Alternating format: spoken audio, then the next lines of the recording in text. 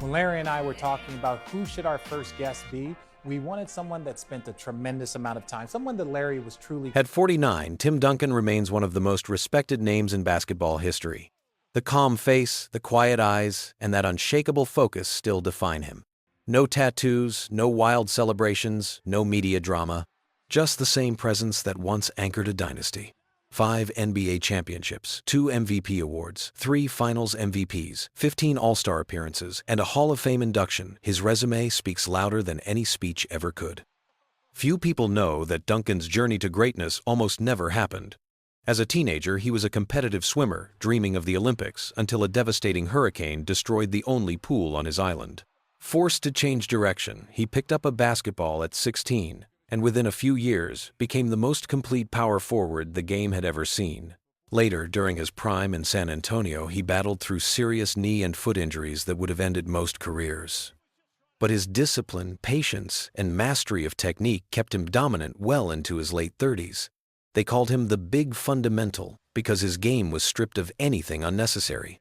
No flashy dribbles, no unnecessary moves, just clean, efficient basketball. Every rebound, every pass, every bank shot came from repetition and discipline. While others chased the spotlight, Duncan chased perfection in silence. His footwork was sharp, his timing flawless, his decision-making cold and exact. He never cared about showmanship because to him the real art of basketball was efficiency. In an era obsessed with highlights, crossovers, and viral moments, Duncan stood as the counterpoint. He was the reminder that greatness does not need noise. He didn't win fans with flair, he earned respect through mastery. He didn't just play the game, he taught it. And before we look at the 5 players he respected the most, we first need to understand the man behind that quiet stare. Now let's find out who he really was. Tim Duncan was born on April 25, 1976, in St. Croix, part of the U.S. Virgin Islands. His story was never about fame. It was about discipline and focus. Growing up in a modest family, Duncan was raised on values of respect, patience, and hard work. His mother, a teacher, pushed him to succeed in school before anything else. When she passed away while he was still a teenager, she left him a message that would guide his entire life: do your best, and good things will follow. He carried that with him through every game, every practice, every season. At Wake Forest University, Duncan became the model of consistency. He stayed all 4 years when most stars left early. He studied psychology, mastered footwork, and prepared like a professional long before entering the NBA. Scouts called him mature beyond his years, and coaches saw a player who understood the game as deeply as he played it. When San Antonio drafted him first overall in 1997, it was more than luck. It was destiny. Alongside coach Greg Popovich, Duncan built a culture that changed the NBA. The Spurs were never built on ego or headlines, but on trust and execution. For 19 seasons, he led quietly, never missing a beat, never losing composure. His teammates learned from his example: lead by consistency, not by volume. What made Duncan unique was not just his numbers, but his philosophy. He believed basketball was not about emotion, but precision. He rarely spoke, yet when he did, everyone listened. That silence became his strength. And among all the players he faced, only a few truly earned his respect. These were the men who tested his limits, forced him to adapt, and reminded him why he loved the game. Number 5. Dirk Nowitzki. When Tim Duncan talked about skill and respect, Dirk's name was always near the top. They entered the league 1 year apart and spent nearly 2 decades facing each other across the Western Conference. Both were power forwards, both loyal to one franchise, both obsessed with getting every detail right. Yet their paths could not have been more different. Duncan represented precision and discipline. Dirk represented evolution and creativity. What connected them was mastery. Dirk was the modern big man before the game was ready for him. 7 feet tall, with the shooting touch of a guard, he could stretch the floor like no one before. When Duncan prepared for Dallas, he knew it was never about stopping Dirk completely. It was about surviving the rhythm he created. One hesitation, 1 inch of space, and the fadeaway would float over your head like a whisper you couldn't stop. Their duels in the 2000s defined a generation. In 2006, Dirk's Mavericks outlasted the Spurs in an unforgettable 7-game series that could have gone either way. Duncan averaged over 30 points per game and was nearly perfect, but Dirk refused to break. He kept answering possession after possession with the same patience and balance that Duncan admired. It was not showmanship. It was stubborn excellence. When the final buzzer sounded, both men left the court without a word, yet the respect between them was written in every glance. Duncan always valued players who took their craft seriously, and Dirk was one of them. No excuses, no shortcuts, no drama, just work. He spent summers refining footwork and angles, turning his once awkward shot into one of the deadliest weapons the league had ever seen. Duncan saw in Dirk a reflection of his own philosophy, perfection, through repetition. Even after retirement, Duncan often mentioned Dirk as one of the toughest and most admirable competitors he ever faced. It was not just about talent. It was about how Dirk handled himself through losing seasons, through criticism, and through the pressure of carrying an entire franchise. For Duncan, respect was earned through resilience. Dirk never complained, never blamed anyone, and when his moment finally came in 2011, he delivered one of the greatest playoff runs in history. Duncan watched that championship knowing exactly what it took to achieve it. Dirk Nowitzki was more than a rival. He was a standard. He reminded Duncan that basketball at its highest level is not about flash or personality. It is about discipline, adaptation, and quiet excellence. That is why Dirk Nowitzki stands as number 5 on Tim Duncan's list of most respected players. Number 4, Shaquille O'Neal. If Dirk Nowitzki challenged Tim Duncan's mind, Shaquille O'Neal challenged his body. Facing Shaq was like facing an earthquake, wearing sneakers. There was no way to avoid impact. You could only prepare for it. In the early 2000s, the Spurs and Lakers rivalry defined the Western Conference. Every time they met, the series felt like a heavyweight championship fight. Duncan's calm precision against Shaq's raw power became one of the great contrasts in NBA history. Shaq was the most unstoppable force of his generation. At 7'1" and over 300 pounds, he didn't just play in the paint, he owned it. He dunked through defenders, not around them. Yet what separated Duncan from others was that he never showed fear. He studied every angle, every movement, every small sign that could give him an advantage. Where others relied on brute strength, Duncan relied on positioning and timing. He learned how to absorb contact, how to use Shaq's weight against him, how to force him into uncomfortable spots. The respect between them ran deep. Off the court, there was no trash talk, no bitterness. Shaq often called Duncan Mr. Fundamental, a nickname said with genuine admiration. On the court, there were no shortcuts. Each possession was a test of endurance and intelligence. When Shaq powered through the lane, Duncan didn't retreat. He adjusted, rotated, contested, and kept coming back. The 1999 and 2003 playoff series between the Lakers and the Spurs became classics. Sometimes Shaq dominated. Sometimes Duncan did. But every time both men left the floor, knowing they had faced someone who demanded their best. After Duncan won his third title in 2005, Shaq admitted publicly that he respected Tim more than anyone else in the league. He understood that behind Duncan's quiet nature was a ruthless competitor who wanted to win as badly as he did. For Duncan, Shaq represented something rare, the ultimate physical test. To stop him required more than defense. It required mental discipline. You couldn't let frustration take over. You couldn't lose focus for even 1 second. That challenge forced Duncan to evolve, to sharpen his craft, to become more efficient. When Duncan later reflected on his career, he often said that greatness comes from the opponents who make you better. Shaquille O'Neal was exactly that. Every battle in the post, every collision under the rim, every playoff war reminded Duncan of what it meant to compete at the highest level. In the end, their rivalry was never about words. It was about mutual respect built through pain, sweat, and effort. Shaq's force met Duncan's fundamentals, and together they defined what dominance looked like in their era. That is why Shaquille O'Neal holds the number 4 spot on Tim Duncan's list of most respected players. Number 3, Kevin Garnett. If Shaquille O'Neal was Duncan's test of strength, Kevin Garnett was his test of will. Their rivalry spanned 15 years and countless battles across the Western Conference. Garnett was loud, fiery, emotional, and unapologetically intense. Duncan was quiet, patient, and surgical. 2 completely different personalities colliding in the same space, pushing each other to new limits every time they shared the court. From the very first meeting, Duncan knew Garnett was different. He played every possession as if the season depended on it. There was no such thing as a meaningless game for him. His energy was raw and contagious. He shouted, clapped, and stared opponents down, trying to pull them into his storm. Most players lost their composure under that kind of fire. Duncan didn't. He never talked back, never reacted. He just looked at Garnett, nodded once, and went right back to business.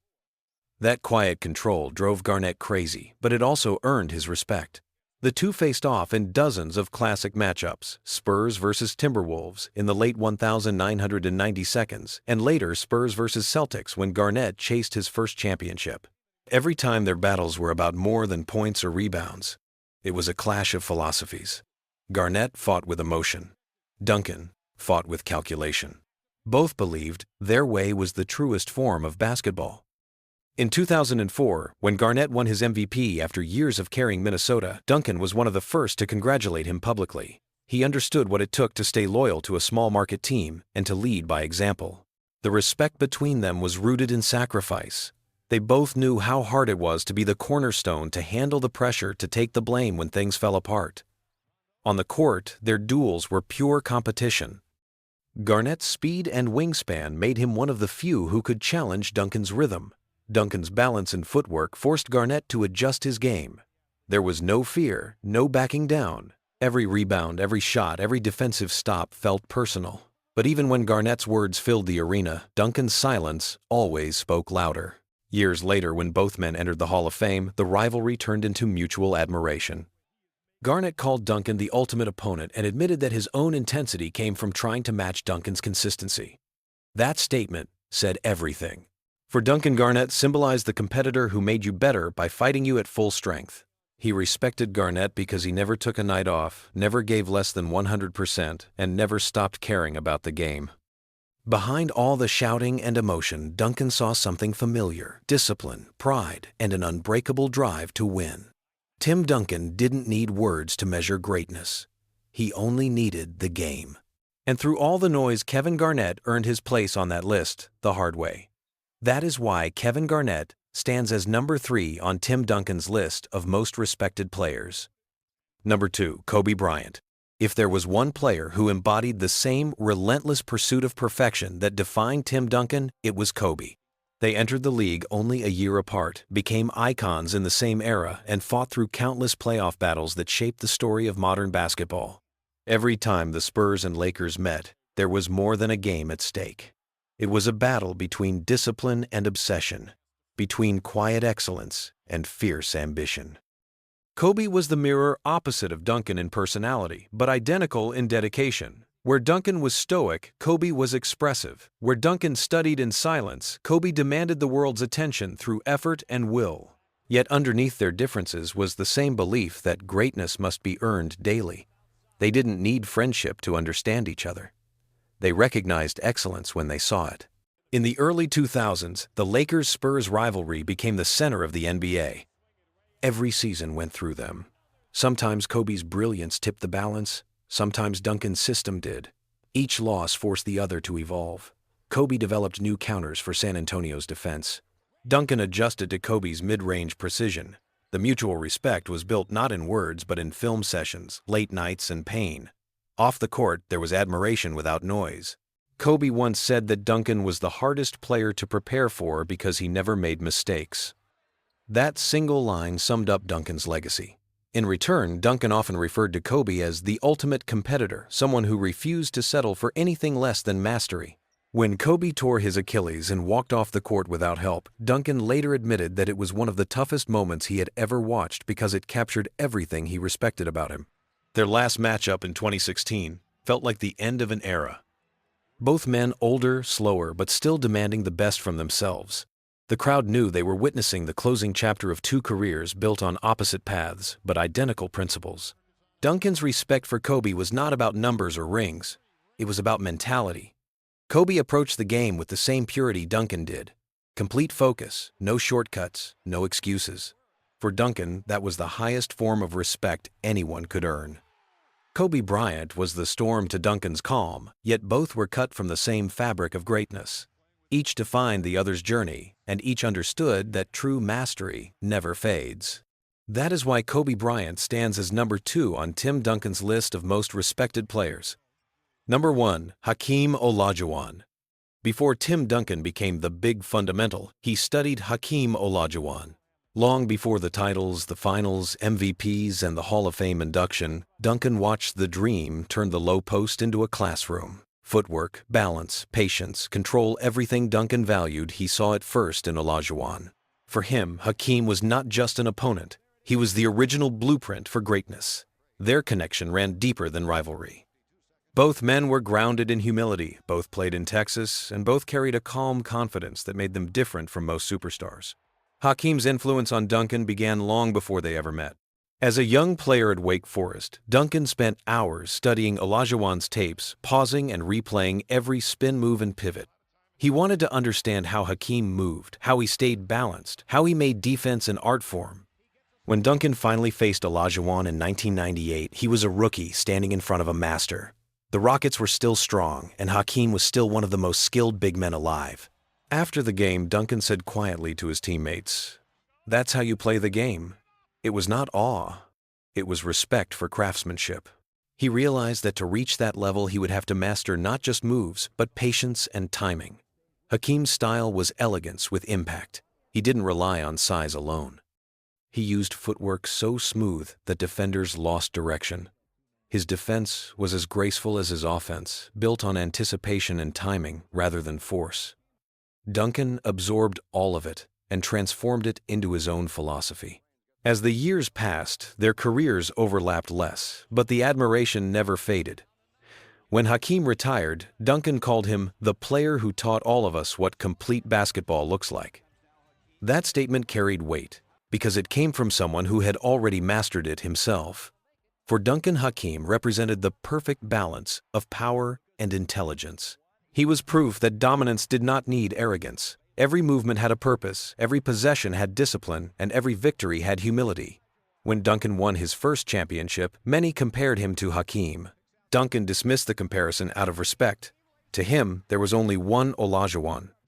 Later, when asked who influenced his career the most, Duncan simply smiled and said, "The dream showed the way." In many ways, Duncan's Spurs dynasty was the continuation of what Hakeem started, a reminder that basketball, at its core, is about precision, respect, and quiet excellence. That is why Hakeem Olajuwon stands as number 1 on Tim Duncan's list of most respected players. 5 names, 5 kinds of greatness. Dirk Nowitzki with precision, Shaquille O'Neal with power, Kevin Garnett with fire, Kobe Bryant with obsession, and Hakeem Olajuwon with mastery. Each of them represented a different way to play the game, but all of them shared the same core value that defined Tim Duncan's career: respect for the craft. Duncan never chased attention or personal glory. He measured success by how well he executed, how much better he made the people around him, and how consistently he honored the game. The players he respected were the ones who pushed him to stay true to that standard. Every battle against them was more than competition. It was a lesson. They reminded him that greatness is not about style, it is about substance. These 5 men shaped Duncan's legacy as much as he shaped theirs. Together they built the foundation of modern basketball, where skill meets discipline and where emotion meets control. Watching them was like watching 5 different versions of excellence collide. Even now, years after his retirement, Tim Duncan's influence still echoes through the league. Players talk about his footwork, his balance, his poise under pressure. Coaches point to him as the model of consistency. Fans remember him as the player who proved that you can dominate without shouting lead, without demanding, and win without ever losing respect. For Duncan, the measure of greatness was never about being noticed. It was about doing things the right way every time. Back then, basketball was not a show. It was survival, precision, and honor. Who would make your list of the 5 players you respect the most?